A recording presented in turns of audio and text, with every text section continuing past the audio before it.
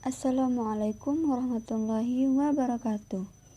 Halo semua, perkenalkan nama saya Putri Anggraini dengan NIM 12108211118 dari jurusan PGMI 1B.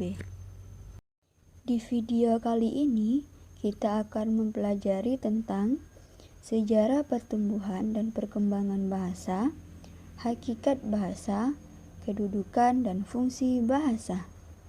Baiklah, yang pertama kita akan membahas tentang sejarah pertumbuhan dan perkembangan bahasa. Baiklah, yang pertama yang akan kita bahas adalah sejarah bahasa Indonesia. Bahasa Indonesia diadopsi dari prototipe bahasa Melayu. Bahasa Melayu telah dipakai sebagai lingua franca atau bahasa pergaulan selama berabad-abad sebelumnya di seluruh kawasan tanah air kita.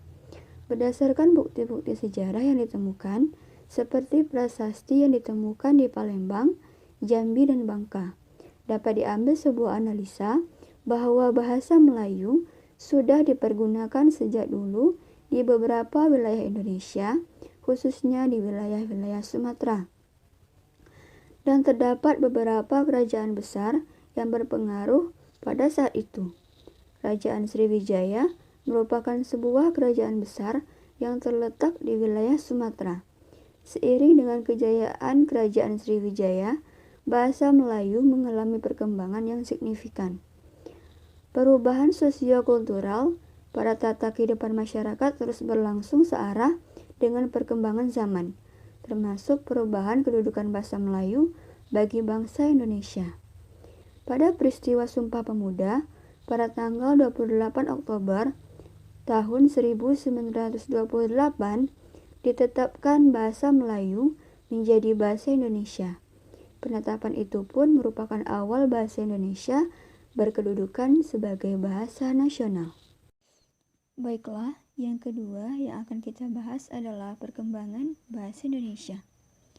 Perkembangan bahasa Indonesia terbagi menjadi 3 fase, yaitu yang pertama, bahasa Indonesia sebagai bahasa persatuan. Bahasa Indonesia diikrarkan sebagai bahasa persatuan oleh para pemuda yang mengikuti Kongres Pemuda kedua di Batavia, yang kini bernama Jakarta, pada tanggal 27 hingga 28 Oktober, yang terdapat dalam butir ketiga Sumpah Pemuda yang berbunyi, "Kami putra dan putri Indonesia menjunjung bahasa persatuan, bahasa Indonesia." Dari segi pemaknaan, bahasa persatuan menjadi wahana pemersatu seluruh elemen bangsa. Artinya, bangsa Indonesia mempersatukan diri berdasarkan penggunaan bahasa Indonesia yang baik dan benar. Fase yang kedua, yakni bahasa Indonesia sebagai bahasa resmi negara.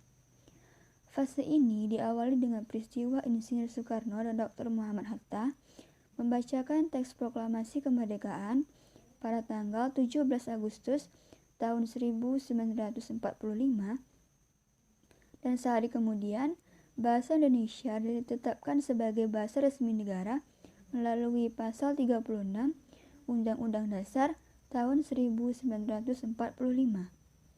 Fase yang ketiga, yakni bahasa Indonesia sebagai bahasa internasional.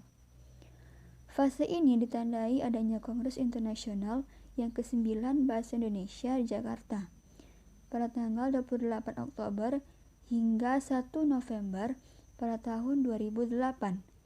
Penggunaan kata internasional pada nama Kongres itu mengisyaratkan bahwa saatnya bahasa Indonesia menjadi bahasa internasional.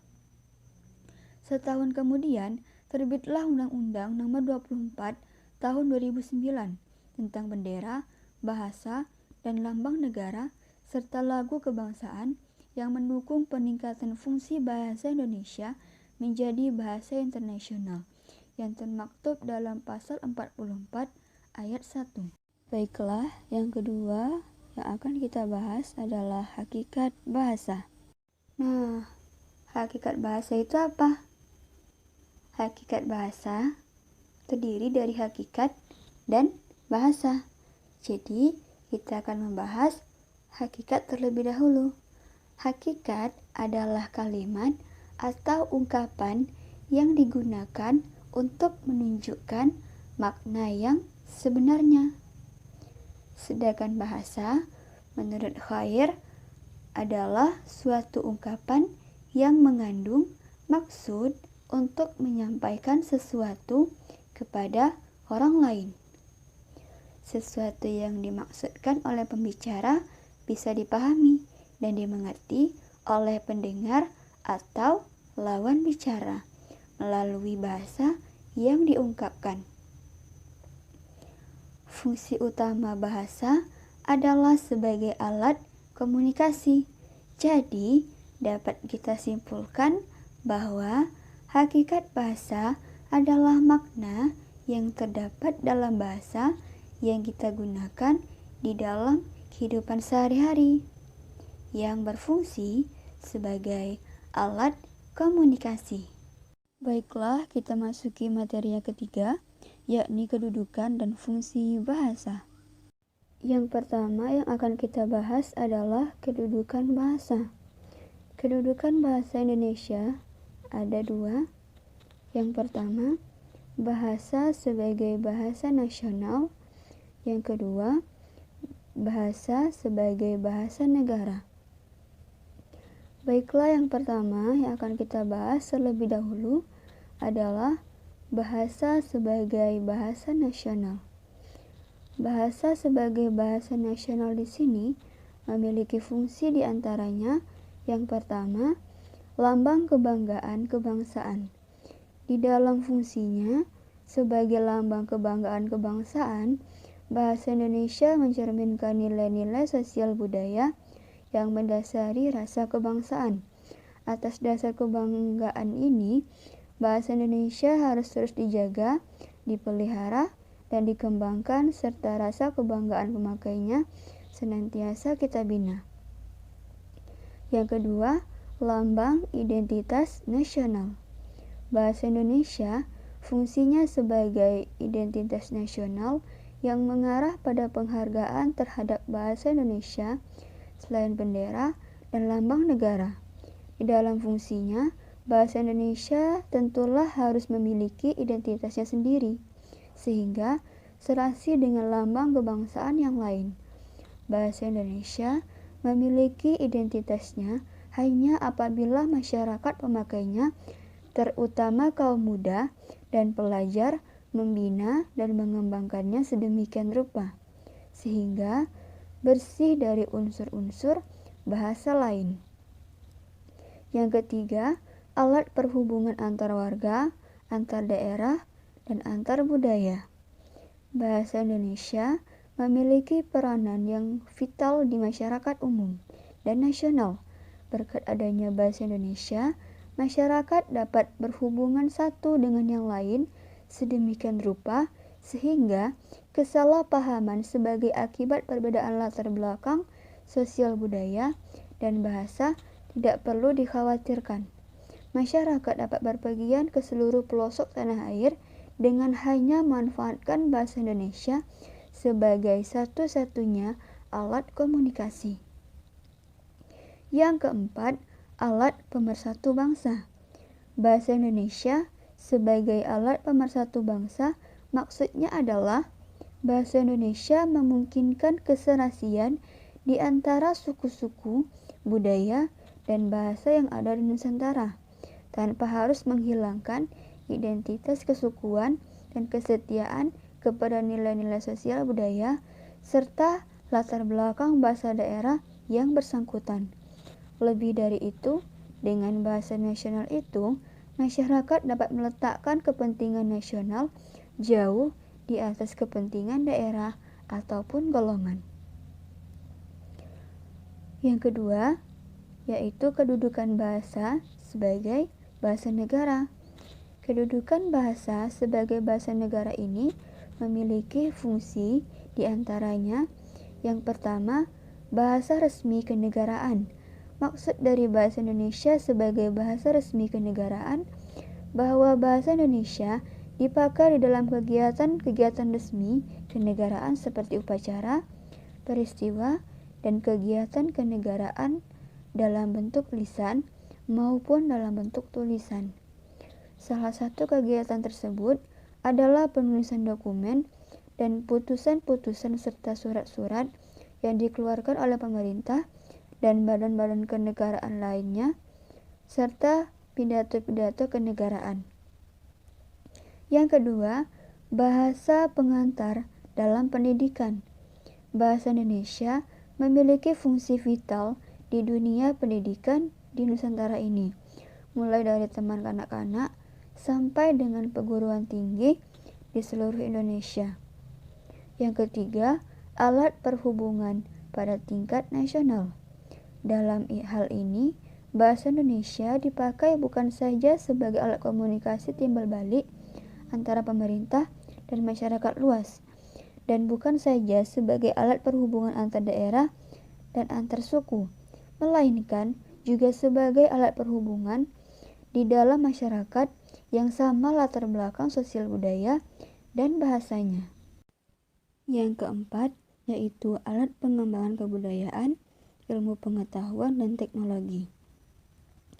Di dalam hubungan ini, bahasa Indonesia adalah satu-satunya alat yang memungkinkan kita membina dan mengembangkan kebudayaan nasional sedemikian rupa sehingga bahasa Indonesia memiliki ciri-ciri dan identitasnya sendiri yang membedakannya dengan kebudayaan daerah. Baiklah, materi yang kedua yang akan kita bahas adalah fungsi bahasa. Fungsi bahasa di sini terbagi menjadi dua, yaitu fungsi bahasa secara umum dan fungsi bahasa secara khusus.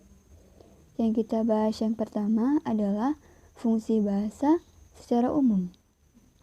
Meliputi 1. Sebagai alat untuk mengungkapkan perasaan atau mengekspresikan diri. Maksudnya adalah melalui bahasa kita dapat menyatakan secara terbuka segala sesuatu yang tersirat di dalam hati dan pikiran kita. Yang kedua, sebagai alat komunikasi. Maksudnya adalah bahasa merupakan saluran maksud seseorang yang melahirkan perasaan dan memungkinkan masyarakat untuk bekerja sama.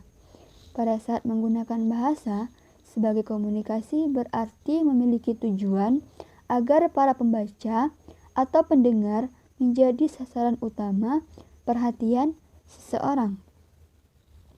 Yang ketiga, sebagai alat berintegrasi dan beradaptasi sosial.